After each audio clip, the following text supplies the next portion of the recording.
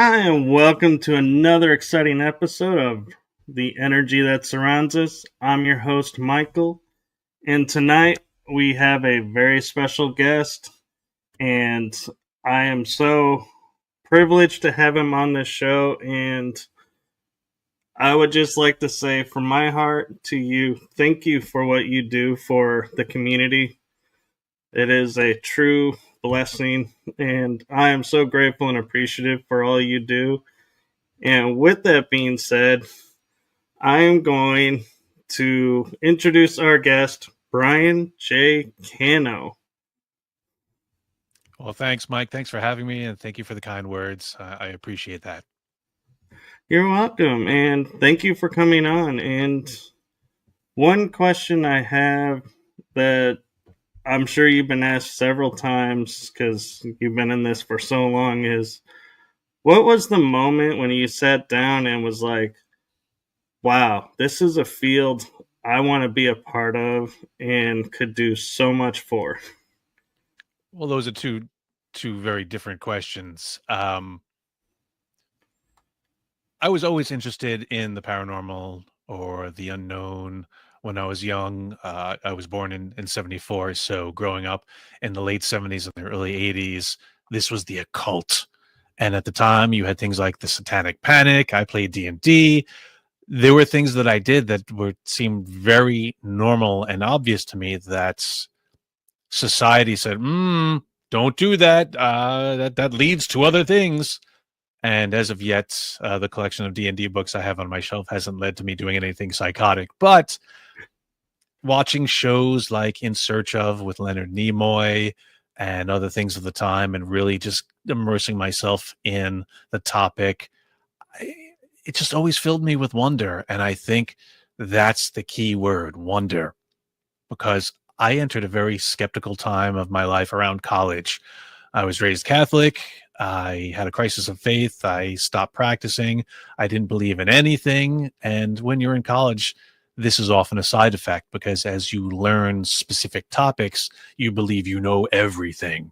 And in that way, when people told me they were having experiences or they saw ghosts or things of that sort, I didn't believe them. And I felt it was my job to try and find the logical, rational explanations that could explain all these things that people have been reporting for hundreds of years. And again, the gall, the sheer what was I thinking that I was going to explain something that for thousands of years mankind has been wrestling with? But oh yeah, I'm going to knock it out like that. Like, who the hell did I think I was? But that being said, it put me on this road, this path that I'm very thankful I'm on. I've traveled the world. I've spoken at many different conventions and universities across the globe, different continents I've gotten to see because I was curious as a boy.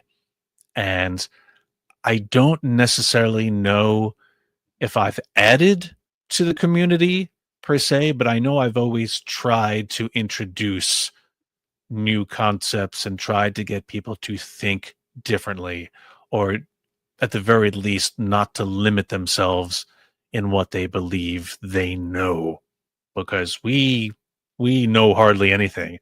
And it's important to keep learning, to keep searching. My motto and my website is never stop searching. And even though I've been doing this for 23 years, that's still my goal. Never stop searching. And with that being said, what drives you? Like, what do you just look up random things online and say, hey, that looks interesting? Or do people funnel stories to you? How do you find what's keeps interesting you and keeps driving you? I think a little bit of both. At my age and the position I'm in now, there's never a shortage of people coming to me with stories or pictures or videos to look at or just things for me to analyze. But that being said, because this is, I don't want to say a job, but yes, the paranormal, I am one of the few that can work in the paranormal. I'm filming today. Actually, by the time this airs, I will have filmed the next 2 episodes of Paranormal Caught on camera. which is beginning to air on Travel right now. I think we're in season 8 or 9. And I've got some events and some conventions coming up. But in doing the work, I don't want it to become a job that I become tired at doing, because we work and we do our jobs because we have to, because it pays the bills, because it keeps the lights on. But again, I want to keep that wonder. I want to keep that wonder alive. So everything that I do in the paranormal that is a little bit of, well, I have to do this, I try to offset it with something that's just for me, be it an excursion or an outing, or even just looking up legends and reports online just for my own knowledge. And I think for me, it's important. I've been studying at the Rhine to keep myself current. And again, to feed this, I got to feed this. And anything I learn, I love to pass on to my patrons and other people who are as interested in the journey as I am. So I guess to answer your question, a little bit of both. Some things people come to me with, or the show comes to me with, and other things, I do deep dives and I look for myself. And speaking of shows, how did you get on like Haunted Collector? Do they approach you, or do you approach them and say, hey, I think, I could be a great fit for this show? There's people I know in the biz that never hit the floor. They lose a show, and before the dust is settled, they're already on another show. And they've got like 4, 5, 6 shows into their name and are always at the front and the lead, and I'm doing this and I'm doing that. That's not me. I haven't had that trajectory or luck in the paranormal reality business. But for me, I gotta say, I've been blessed. I've been probably given more than my share of luck. As far as Haunted Collector, that was John. John said, all right, kiddo, we're going to do this show. You're going to be my tech guy. What do you could tell? John Zaffis, no? Yeah, I'd be thrilled to do it. And there was a little bit of back and forth there. There were times where I didn't think I was going to get it, or I didn't think I was going to be able to do it. I wrote about this in my book, Grains of Sand, Tales of a Paranormal Life. And this was an instance that made me consider that maybe there's a plan, or there's fate, or there's something that puts us in specific places at specific times to be able to grab at destiny if you're worthy. And this one, everything that led up to Haunted Collector, I couldn't have planned. It was just one milepost after another that all of a sudden I find myself there, day one, on the set. We were in Louisiana, and I find myself crawling underneath a house. And if you watch the very first episode of Haunted Collector, whenever it comes on, or if you happen to see it, the look on my face, the music is dun dun jigga jigga jigga jigga jigga, very urgent and pressing, and the rest of the crew is looking on like, oh, he's under the house. What's he finding? And people who watch it, especially those from Louisiana, are like, you're crazy. You're crawling under a house. There could be snakes. There could be spiders. I wasn't even thinking of that. I'm just thinking I'm on this adventure with my mentor and some of my friends. And I go under there. I'm smiling. I come out. I'm smiling. I'm holding the box. I'm like, hey, John, look what I found. I'm smiling because I'm having a good time. And I think in the midst of a lot of the shows that, be it the producers or be it their brand, they're mad, they're tough, and we're gonna find the truth. You know what? Smile a little, have some fun, because you know what? It's a wild ride, and you don't want it to be work. You want to enjoy every discovery. So, yeah, I mean, I would love to be on something like that again. Don't get me wrong. I love being on Paranormal Caught on camera, but we record. That's it. They use what they use. I have no say in the matter, and I do it from my living room right over there. If I turn my monitor, you would see the ring light and the blue screen taking up my living room in the weeks that we're recording. But it's not an adventure. I just hope that my words and my contribution to the show matter and help, but I haven't been on the road for an official show in some years. But that's why I've been taking it upon myself to do little small excursions, and I've been posting them on my YouTube channel, and they're called Scared Solo Missions, and they are shaken down, very low produced, just me at a location by myself. No cameramen, just me. And there's no jump scares. There's no bro. There's no 30-minute challenges. And again, not throwing shade, or maybe I am, at the YouTubers who do that. But you know what? That's them. They're doing that because that's where they are.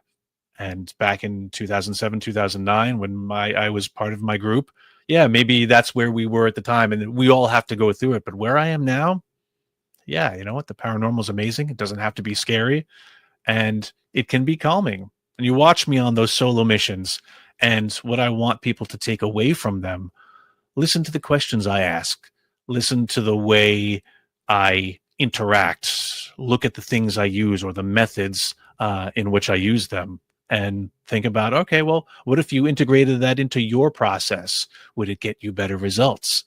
Everything doesn't have to be a screaming match or running around or taunting and sometimes it's not even about the equipment. Sometimes you can just go and be.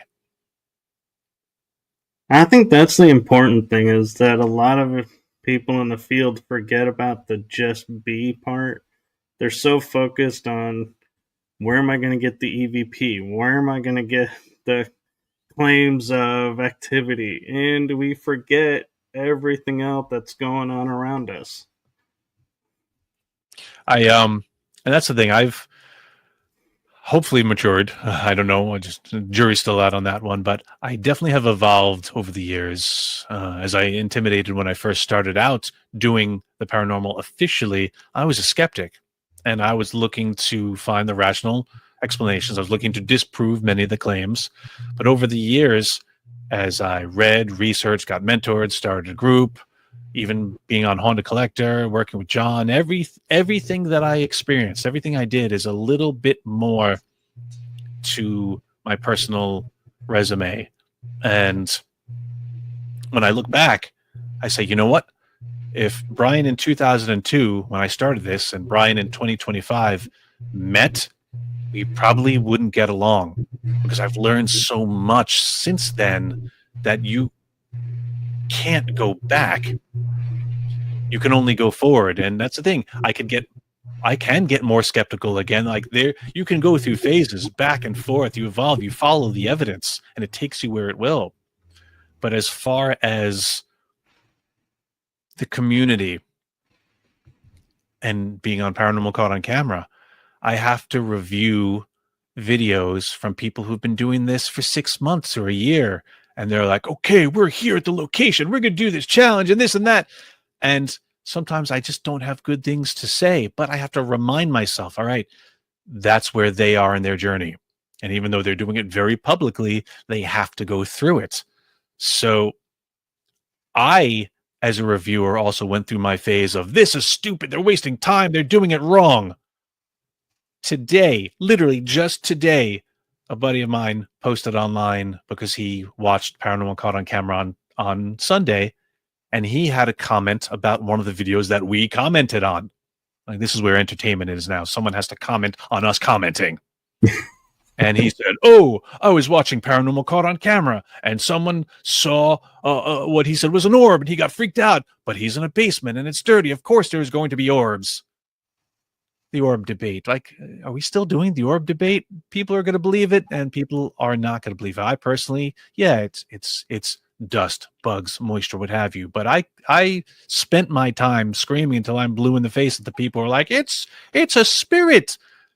They're not going to listen because they have to go through it. So I responded. I was like, yeah, all right. Thanks for clearing that up for us, Harry Price. Oh, you solved the mystery.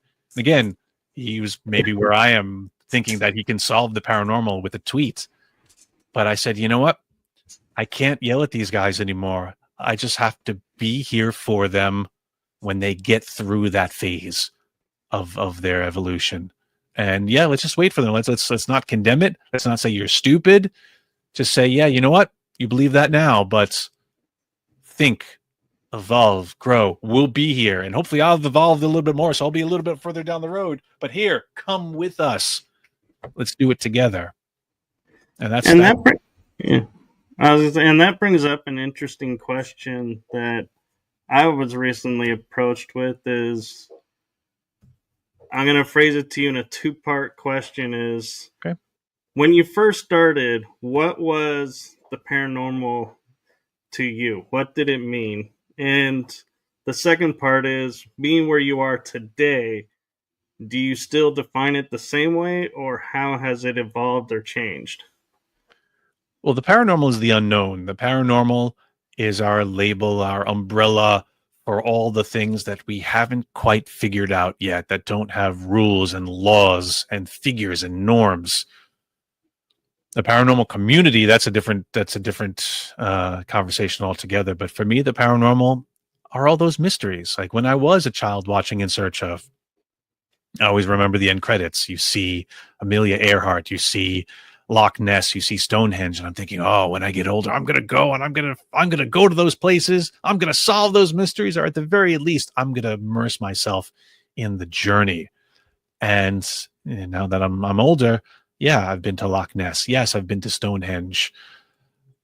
I'm still traveling. I'm still journeying. So for me, the paranormal, it's not that we've solved any. It's not like the paranormal is different because I feel we haven't solved a single mystery.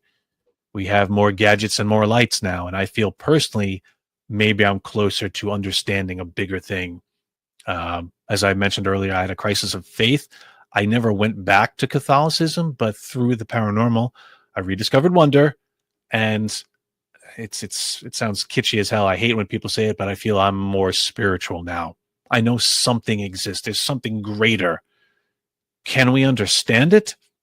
Probably not.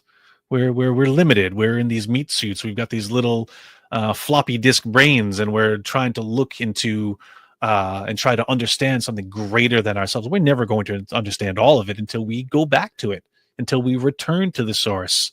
By definition, man is limited, but we are blessed and cursed with a curiosity to keep asking, to keep searching. And so I do, and so we do. So the paranormal hasn't changed for me in that respect. And the community, I look back to videos I shot maybe 15 years ago, and it's the same problems, it's the same thoughts, it's the same attitudes. It's just now different people embodying those thoughts and attitudes. And those of us, I always equate it to a class in school, like a grade, a year in school. So every 10 years is one grade. So the first 10 years you're a freshman, second 10 years you're a sophomore. So I just entered, I'm now in my junior year. I still have more to go. I still have more to learn, but I'm a little further along than the people who came before me. But for the people in freshman year who I see beefing on Facebook, making vague book posts, throwing shade at others about how they're doing things and they're doing process and we're doing it right for the right reasons. Maybe when I was in my sophomore year, I would get involved, or I jump into the conversation, or I throw some shade of my own. Now, in junior year, I look at it and I go, I remember being that young. So if anything, that's changed, but it's not the community has changed. It's not the paranormal's changed. I'm the one who's changed. And in another 10 years, who knows where I'll be. You see a theme here with all the questions. This is very much about a journey that we're on. And I think the paranormal throughout the centuries, there's always going to be something that we don't know, be it scientists looking for a cure for diseases, or an inventor or an engineer looking to invent the next thing. It's unknown until we know. And then there'll always be something next. See, what's amazing is for me, when I started paranormal, I was like, okay, so we're going to a haunted location. We're going to talk to spirits. That was my frame of reference of the paranormal. Now I look at and I'm like you were saying, it's everything that's unknown. And so it's like my mind went boom, and all these doors opened, and all these thoughts that I was wondering, I'm like, now I have a place to funnel them, and now I have a place to where I can thrive and expose those thoughts and share those thoughts. And so it's always amazing to me when I get to talk to guests like you who figured it out sooner, and how everybody, like you're saying, is on their own journey. And so some may still be, as I call, tunnel vision to this is what paranormal is, and they'll have their aha moment of, oh, we could actually cover this. This is paranormal too. So I love how everybody has their own journey, and I love how you put it in that term, because it is a journey. This is what makes it hard, because again, depending on your perspective, the truth changes. But honestly, objectively, there really is only one truth, and whatever it is, we're searching for it, we're trying to discover it. But at the time, again, talk to 2002 Brian, talk to 2015 Brian, talk to me now. You take the same event, each one of us will look at it from a different perspective and come away with something completely different. So in the community, it's hard for us. That's one of the weaknesses. It's hard for us to all come together and share and talk, because we're all coming at it from different angles. We're all seeing it through different lenses, through different experiences. And maybe that's the point. Maybe it's supposed to be a Babylesque tower of all these people speaking all these different languages, but we want to do it in reverse, where we're all coming from different places, but then converting it into that one language that we all understand, the experiences that we've all shared. And I was, this was something that I was discussing in one of my patron mentor groups. In my Patreon, I've got an apprentice level tier where I teach courses. I have mentor sessions every month for whatever you want to learn, be it parapsychology, ufology, ghost hunting 101. The ufology track is very popular, and a lot of people are enrolled in that and want to learn more about that. And through Paranormal Caught on Camera, I've learned more about ufology, and I'm no longer just a ghost and spirit guys. I'm very excited to delve into that as well. And one of the things that I came across a couple of weeks ago was a video from a supposed former astronaut who said, oh, yeah, no, we've never been to the moon. We can't get to the moon because of the Van Allen radiation belt. First half of the video, he lost me. I'm like, oh man, he's one of these guys. I hope we've been to the moon. I would like to think, yes, we've been to the moon, and not just probes. And I'd love to think that NASA is what it is, and where Curiosity is on Mars, and Voyager 1 is out past the heliopause, and the amazing things that mankind has done. I would hate to think that's a lie, and if so, for what reason? But the second part of the video, he goes, yeah, well, we've never been off the planet because of the radiation belt, but that's how the ETs made us. They did that because they don't want us contaminating the solar system with our negativity, with our imperfection. So he lost me in the first half, but he got me back in that second half. And the reason why is because he said that's how the ETs made us. That's how they made it. And I'm thinking, Marco, yeah, I'm a proponent for the ancient aliens theory. This makes a lot of sense to me. I could talk about that all day. But this supposed expert, this former astronaut who was saying, yeah, no, we've never been there, but he's all on board with saying that aliens made us. This, unbeknownst to him, rolls right into parapsychology.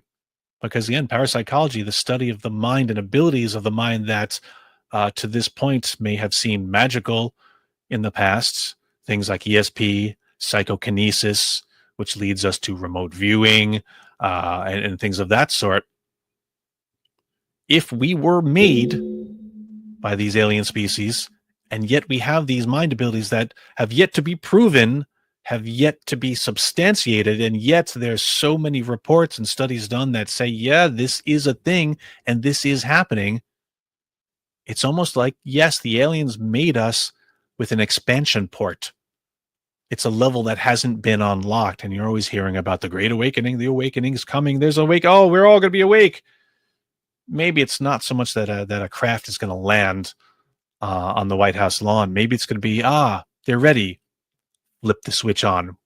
Access granted. And now we all can use telepathy. We all can use psychokinesis because, yeah, we can do it.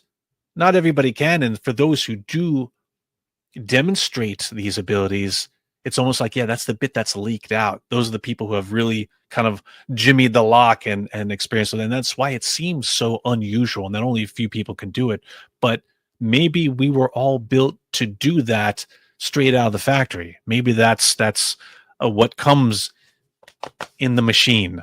Yeah, we're stuck in these bodies. We're stuck in these meat suits. Yeah, that's one of the features. And to think of that, and again, still saddened about the implications about NASA and that, yeah, we've never been there, but at the same time, hey, where we're going to go when this gets unlocked. Whew. See, and I just brought the conversation into a completely different area. You didn't know we were going here. No, I'm thrilled to be going there. And I'm with you because if NASA's never been to the moon or in space, I have to sit there and go, what has all the billions of dollars been going into? And why do we call the people astronauts and not scientists? Because astronaut is supposed to mean in space. So if they've never been in space, how do they claim the title astronaut? How do any of our elected officials claim anything that they claim? I mean, our Oh, yeah. everything is brought in, and that's the thing, especially right now in this day and age we live into, whatever side you're on, everybody is mad and no one knows what the truth is. And that's, I think, for me, the most unsettling of it, because it's not just are ghosts real, are aliens real? Like, there's just basic things. Hey, what's in my water? I don't know what's there. What's in my food? Are they trying to poison us? For what purpose? And then I see posts online that are like, oh yeah, the president was briefed about aliens, and there's these tall whites and the Nordics and this and that. And I, on a daily basis, don't know what to believe. And belief is tough because, you pick a team, you put on their jersey, and you go down with the ship.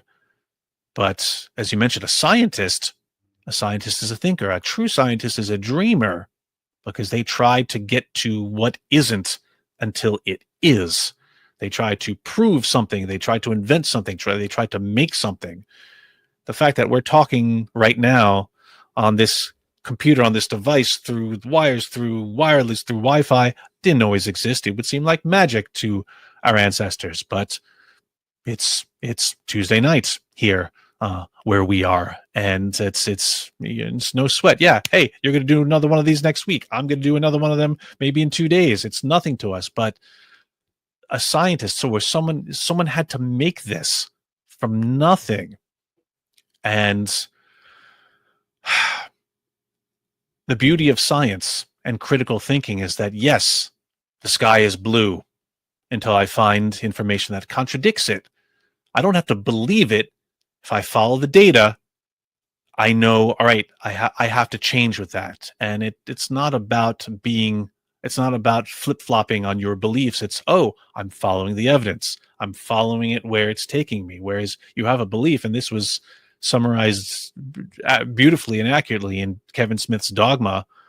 A belief is hard to change. People fight for it. People die for it. But an idea is better because you can roll with it. And if something contradicts that, all right, no big deal. You go with the new information that you have.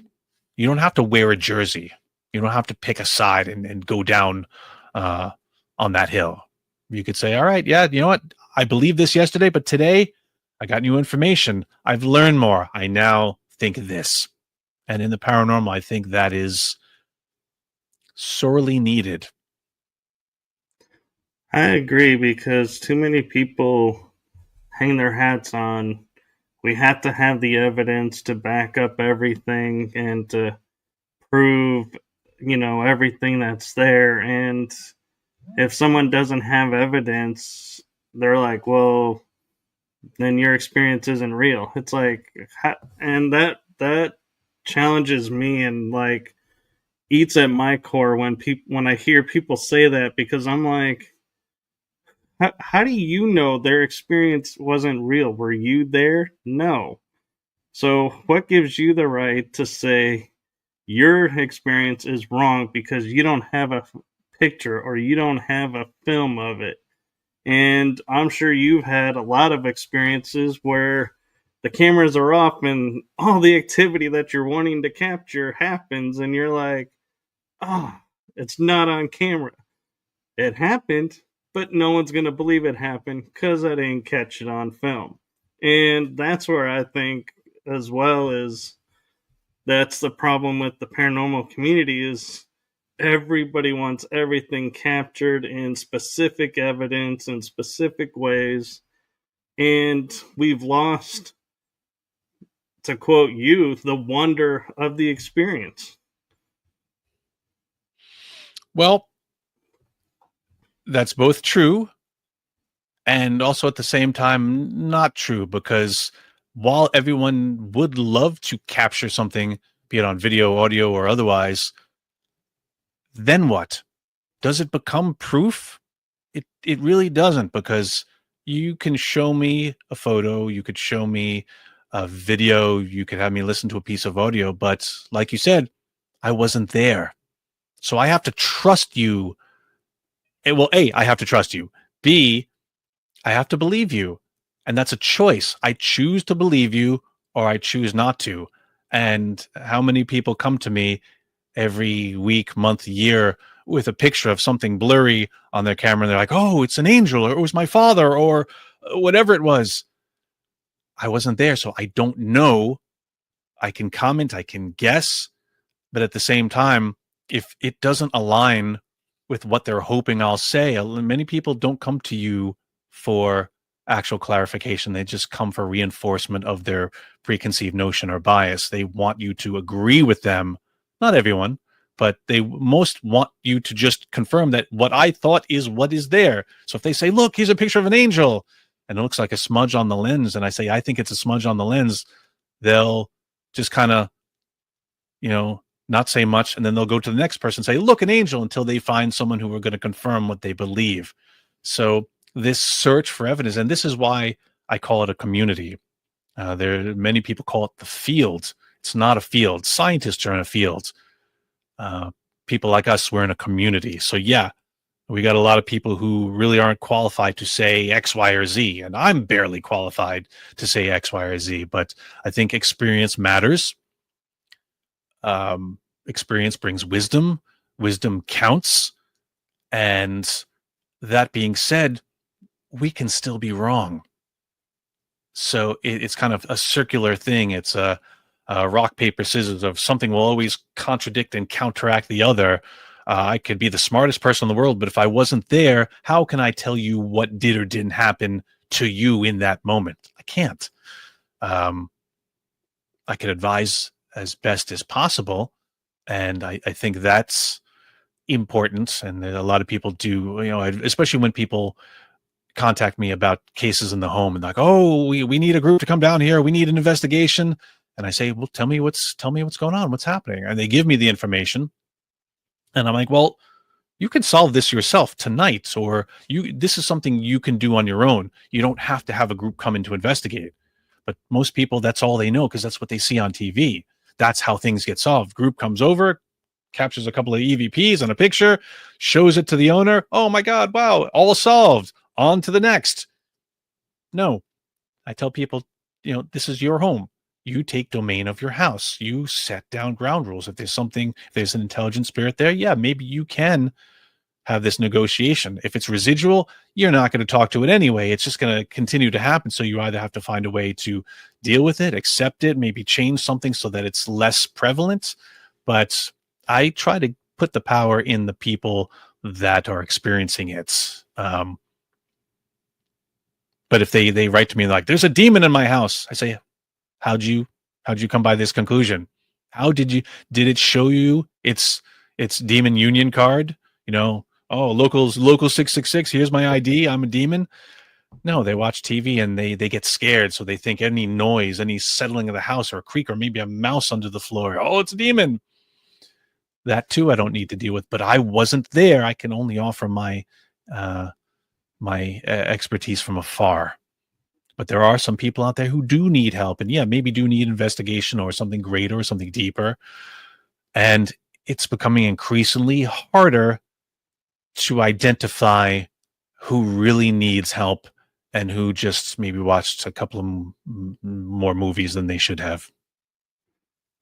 And that leads to a question I was just thinking for you, because your face is out there on so many of these shows and weekly, almost weekly on reruns and ever streaming services. Do you get, how do you discern when you get a call? Is this person just trying to go, oh my God, I had Brian Cano in my house, or really has an issue?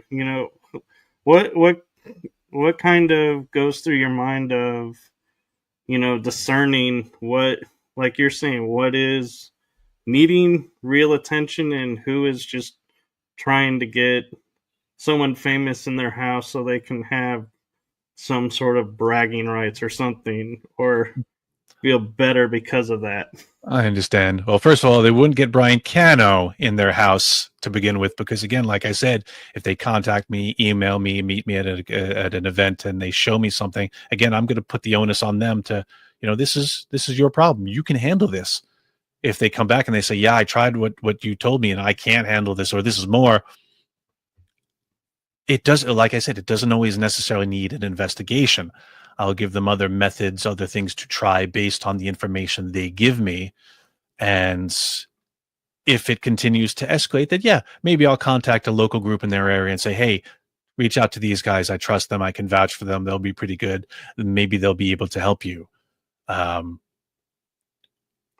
yes, I mean, to answer your question, yeah, there are people out there who just sometimes innocently enough believe they have activity or want to be part of the story, and they want ghost hunters to come in, or they want the TV show to come in because they feel like, ooh, this gets me some attention. That's what I've been craving. I'm not so much haunted, but I'm starved for attention, or I have a legitimate haunting, and cool, my business or my store got some attention too. There's a whole myriad spectrum of reasons and outcomes that, again, not everyone is diabolically or scheming to fraudulently get us into their houses. But I mean, again, like I said earlier, I've been able to make a living going across the globe speaking at events because, again, there's some value to that. And if they're able to find that and take it home and utilize it, that's a good thing. And then I know I've done my job. But yeah, no one's ever just going to get me over their house and take me through a flim flam story. I mean, I have been to different museums and at events if there's a hunt portion, and maybe I'll go to the place. I'll never forget it. One place I went to, it was the hunt location for a convention, and I was assigned to that place to help the people investigate for the event. Again, it's a public thing. And when I get there, the owner of the place was like, "Oh, you got to tell everyone how haunted this place is. Oh, you got to tell them." I'm like, "I just met you. I'm not telling anybody anything. If I experience something tonight, I will share that experience and say, yeah, wow, I went to this place and I had an interesting experience, but I'm not your lackey to advertise for you. That's up to you. You do your own PR work. I'm here again for the truth. I'm here to give people the best ways and methods of how to investigate." But then they come to places like that and they're shown, a circus act. They're shown a magic trick. Lots of places like that. I just hope that the people have learned enough from me and others at these events, and sometimes, and then again, I sometimes downplay the TV shows, but things can be learned from those too. People have to do their best to discern themselves what's real and what's not. So, I mean, it really does take all of us. We're working together on this. And talking about downplaying the shows a little bit, One of the things that I shared with you before we started the live was being haunted collector. That it could be a simple object or it could be a huge object you didn't even know was in the house. Like you would find them in walls or in vents. And it's like, wow. And so I'm kind of curious with all that you experienced on there. What was the one item or couple items that you could think of that you were like, this is what was haunted? This is what was causing all the problems, and you never would have suspected? Like the biggest surprise haunted item. When it comes to the items that we collected on the show, we took a lot of flack at the time. Well, first, when the show came on, a lot of people thought it was a gimmick. They're like, haunted items? Oh, there's no such thing as haunted items. Now, everyone's got a haunted doll. Everyone's got a haunted museum. Everyone's down with the haunted items. And I guess I just have to say to them, you're welcome. But we got a lot of flack for, again, because people didn't want to believe and people weren't ready to accept the fact that it's just energy. I mean, that's what a haunting is, a display of some form of energy, be it the land, be it a house, be it a person, or be it an object. It's just an order of magnitude. So we got a lot of people who are like, oh, John's going in there and he's stealing things. He's telling them it's haunted. He's taking it away. Watch Haunted Collector again. Did we ever leave with a plasma TV, keys to a Rolls Royce, a Super Bowl ring? No. It was a busted vial. It was a rusty whatever, a flange. We hauled away a lot of crap. But that being said, removing it brought comfort to these people. And any critic of the show who's like, oh, why couldn't you just cleanse it and give it back to them? That's their item. You're stealing. That person doesn't want this. This is, and anyone who said that never saw the show, because they would have seen, yeah, that's not how it worked. The things we removed were to bring order to chaos. And some of the things were surprising. Things that maybe I couldn't identify. I didn't know what they were until they were brought to an expert, and it might be some archaic tool or something used for something that I just wasn't aware of. And a lot of things, yes, I did recognize and I did understand and know what they were for. The one that stands out, though, is always, and I wrote about this in my book as well, is a Native American fetish doll. Now, this was placed at the location, it was placed on the land to bring harm and misfortune to its intended target, probably the owner of the business that was there. Now, whether it was meant for them or someone else, or it was a relic from an older time, I don't know. But this wasn't an object that just became haunted through the attention or the intent of a spirit or energies that settled on it. This was human intent. This was, hey, I'm going to hurt you. And I mean it. I mean to. Sure, we took the fetish doll. We had a shaman come remove it. He blessed us. We had a closing ceremony. We passed the pipe around. We all felt great. But when we left, whoever made that fetish doll is still out there somewhere, scheming, fuming for whatever beef they had with this person. They could just make another one, and that's not going to solve the problem. But it taught me a lot about energy, about again, order of magnitude of hauntings, and how you can lessen that and how you can deal with that. And if I'm not mistaken, I remember watching the show, and you would always ask, "Do you want us to remove this item?" And I'm pretty sure I remember you guys always getting permission before you would break a wall or rip up a floorboard or do any potential damage. So that just seems like, yeah, to me, whoever was saying you guys are just stealing, I'm like you're saying, go back and watch the show, because I don't think you actually really watched the show. Yeah, no, and I mean, John would ask, he's like, oh, what would you like me to do with this? Would you like me to remove this? And yeah, he got permission. And I know there was a couple of instances where maybe some people thought, I don't, maybe producers pressured them, or maybe they didn't know what they were getting into. And I think there were some public complaints like, we felt pressured. But you know what? Those items, if they want them back, like John says on the show, if you ever want this back, all you have to do is ask. And John has thousands of items in his museum. He's not going to grasp and hold on to one and say, nope, you're never getting it back. He would send it back. It's it for the show. Yeah. Do you want us to take it? Okay, we'll take it. Gone. End of episode. But if they wanted it back, and that's another thing too, I remember checking in on a lot of people. I did a bunch of YouTube shorts called Collectors, well, #collectors, where I would check in on some cases just to be like, yeah, the show's over, but I'm still curious. Are you guys still are you doing okay? Are you doing all right? And some people were, and some people weren't. And that follow-up is important. Yeah, I think that's important too. And one of the things that I'm curious your take on too with the paranormal community is when paranormal teams go and do like home investigations and they claim what's happening there, that they know what the source is. And they'll throw out the D word or say, oh, you have these attachments to you.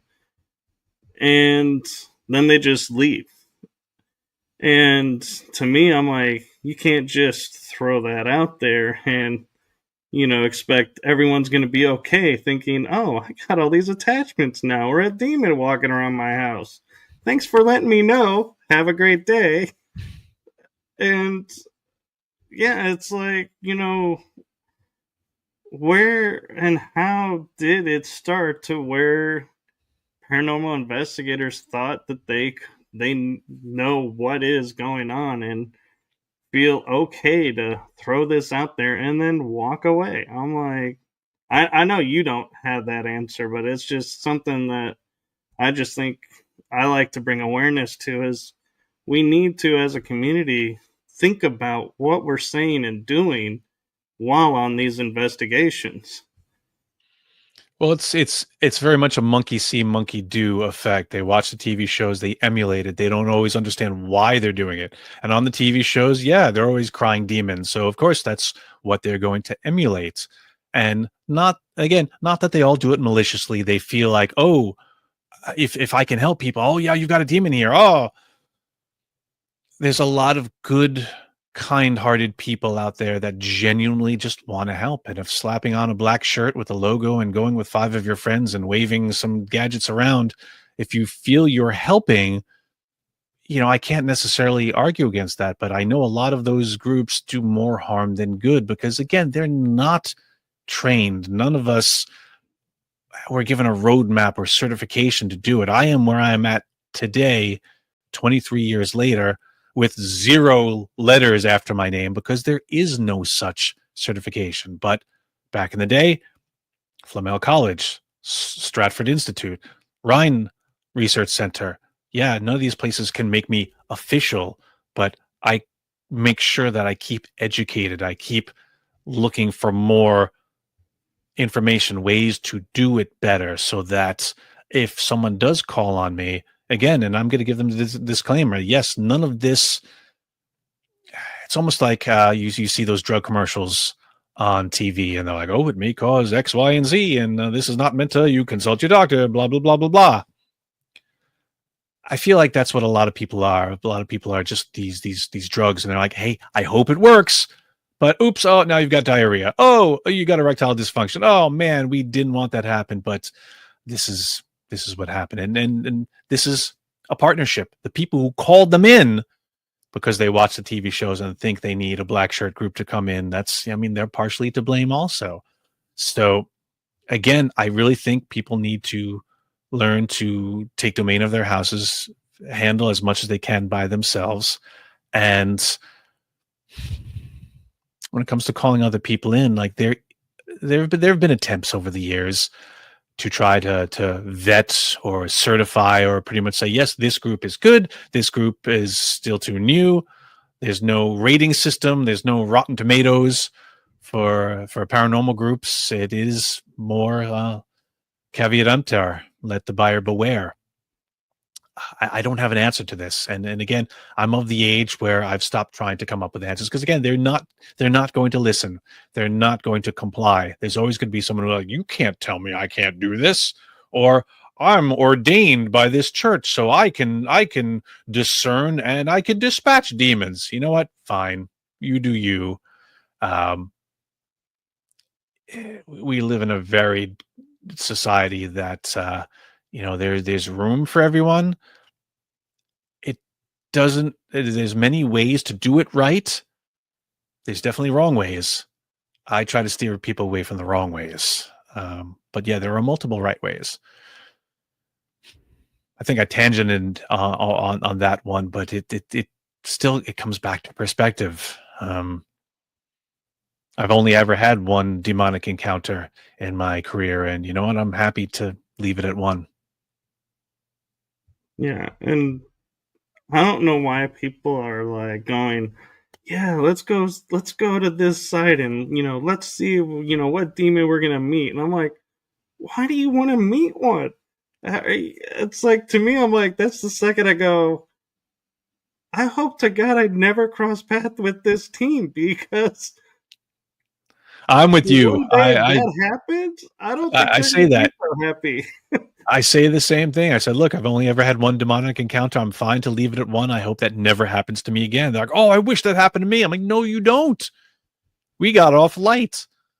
And that being said, I never want that to happen again. But again, people want the experience. People want the feeling. People want to know what it feels like, even if it may not work out well for them.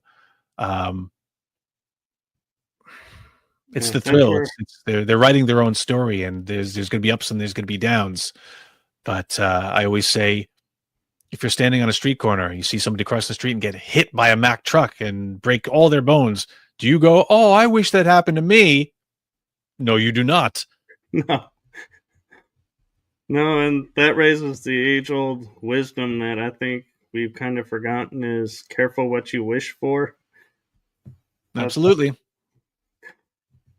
Now, I know we're getting close to the hour, and I'm not sure if you have time to go a little bit longer, but I want to take a moment, because you created something that I think is something truly unique to the paranormal field.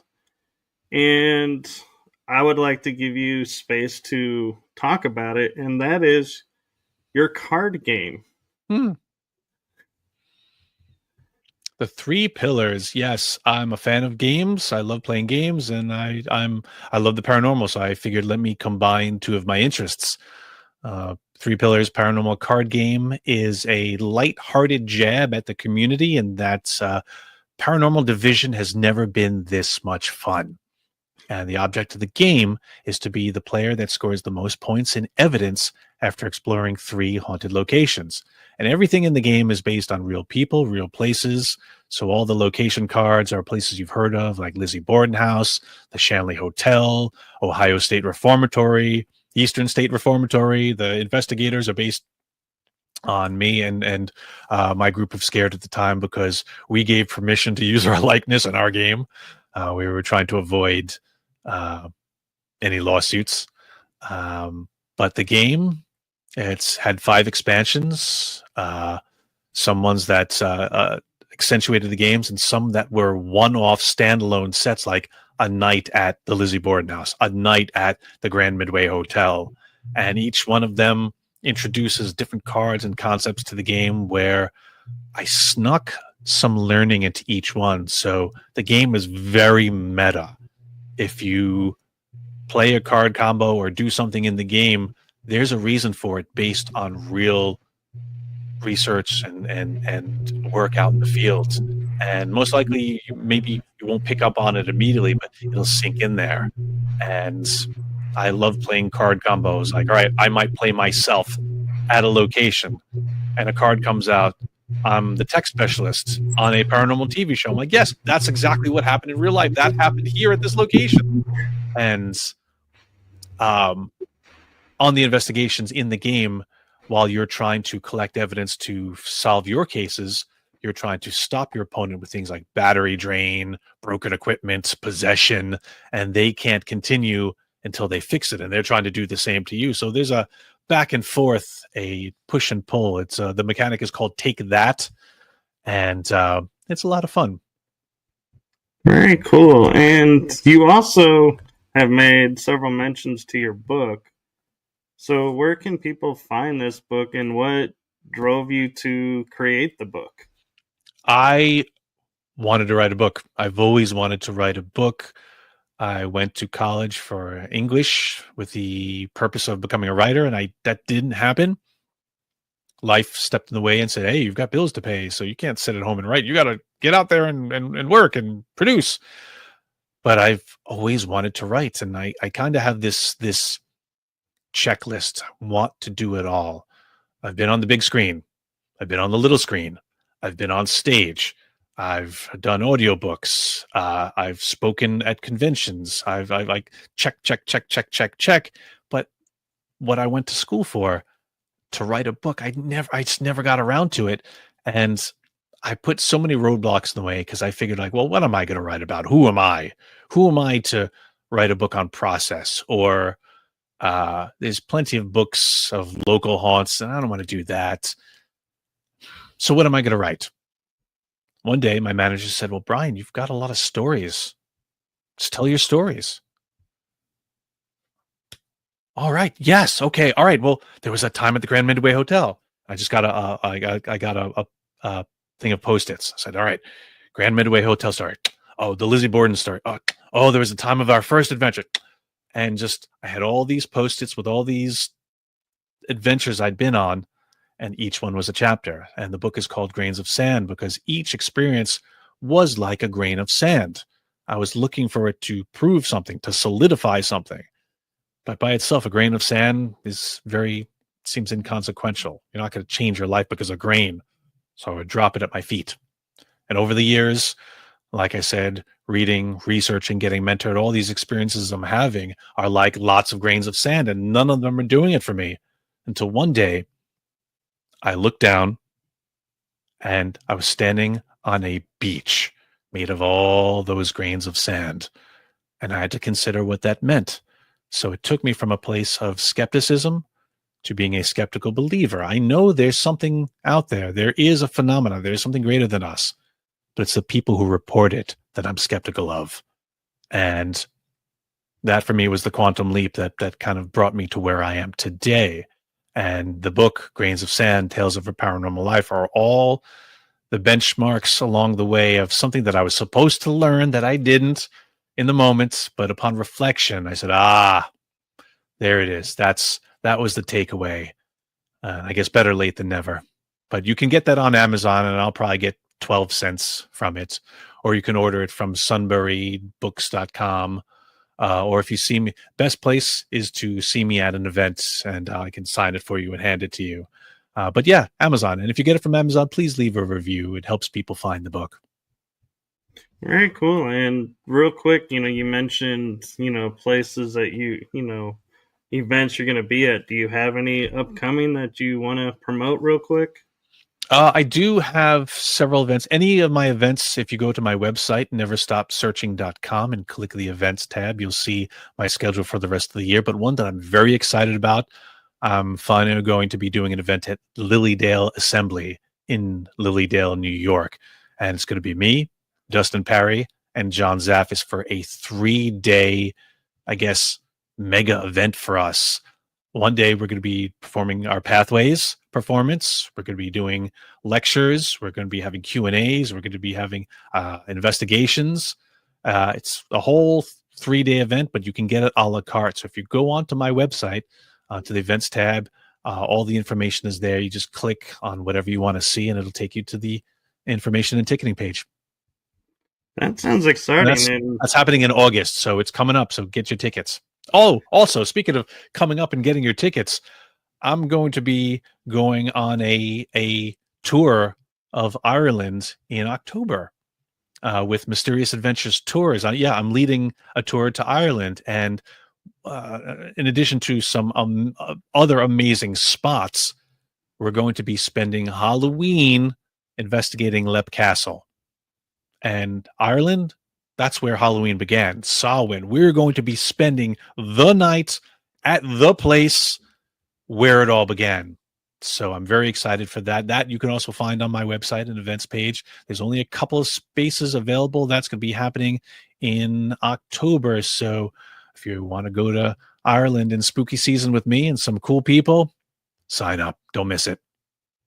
Man, I'll have to go check that out now because, well, actually, well, yeah, because by the time when this episode airs, it'll still be time to possibly find a ticket. So, that's wow. And Ireland, ooh, that's one of those bucket list places for everyone. And I'm curious. I know we're a little bit over, and I still have so many questions for you. We're gonna have to, if you're open to, we'll have to have you back on because I've enjoyed talking with you, and I feel like we've just kind of dabbled to the tip of the iceberg of all that you could share with us. There's no way to reduce the paranormal into an hour show. There's just not enough time. It's too big a topic. But thank you for your time, and thank you again for everything you do. And do know it does make a difference. I know I shared with you watching your shows. I've learned from it. It's impacted me. So do know you are making a difference. So thank you for that. Oh, thank you for saying that, Michael. I appreciate that. And thanks for having me on the show. Yes. And with that, we are going to say goodnight. Normally, I would thank everyone in the chat room, but this is pre-recorded. So unfortunately, not in the chat room. So thank you anyway to everyone who's watching. And thank you to our wonderful guest. And have a blessed night, everyone.